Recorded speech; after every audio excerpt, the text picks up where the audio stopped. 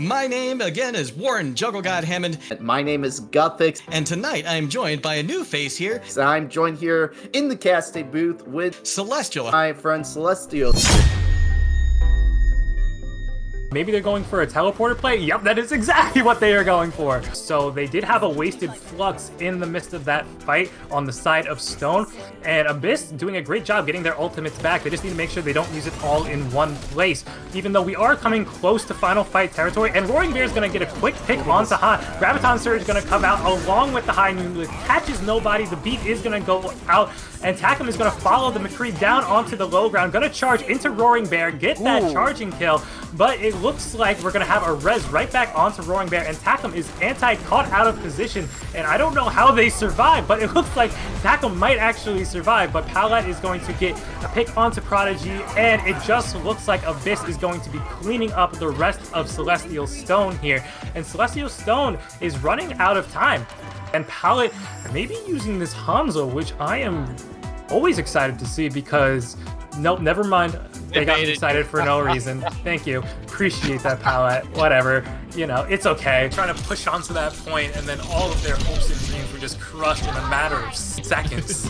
Folklore just needs to deal with that Pharah. If they dealt with the Pharah, I think they could have taken that win. They were doing such a good job dealing with everyone else here, but Graker gonna be having a Flux and an Amplification Matrix, a deadly combination, but a huge anti-nade coming in, and Havoc absolutely causing so much havoc, getting already three kills. Roaring Bear is picking up on Prodigy, and Havoc is going to push Yin off the map, and Roaring Bear going to finish up on Graker. Quick composition change on the side of the Blizzard Bears, going for more of a brawly type of composition with a Reinhardt Diva and a Reaper now to get that high damage in those close proximity fights.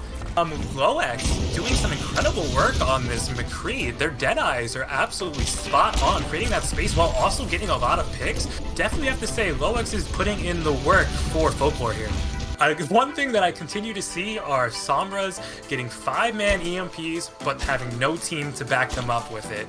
And so these EMPs either have to come out a little earlier, or we have to swap to something besides Sombra because these EMPs just aren't getting the value that they deserve.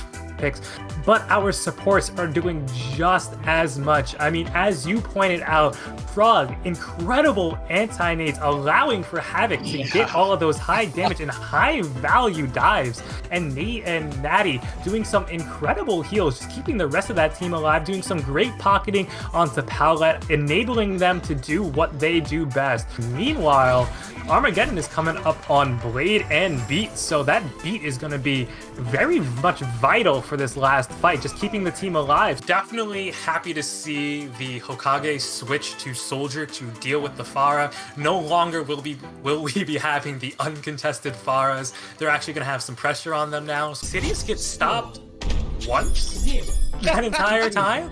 So they finally actually do swap over to a hit scan on the Ashe. It definitely looks like they are trying to get rid of Edax, and rightfully so, as Edax is going on a tear.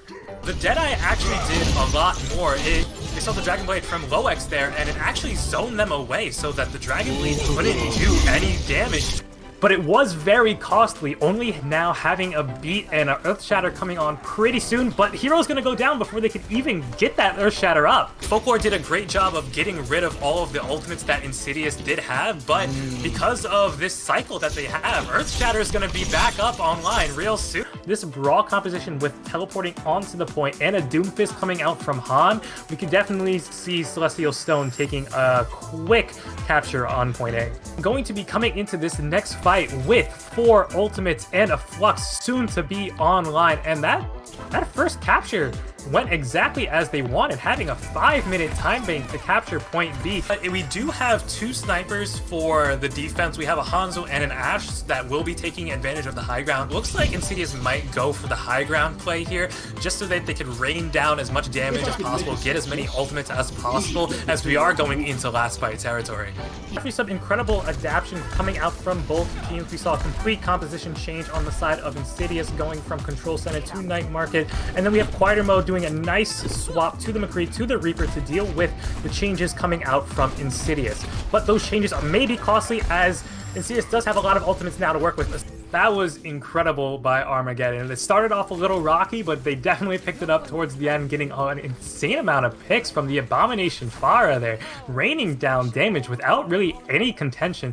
And to deal with that contention, the Blizzard Bears have swapped over to a McCree. Abyss did a great job positioning themselves on the high ground, not letting it go too often, but disengaging when they needed to make sure no team members went down. And if we want to see Stone have a full hold here, we're going to have to make sure they do an even better job than Abyss. Edax really shut my mouth and said, I picked Sombra for a reason. Right before that Diva Bomb went off, Edax hacked the Reinhardt and the shield went down immediately and got the rest of the team. Who is your best support then? Good question. Honestly, you know what? I'm gonna throw you a curveball, Moira.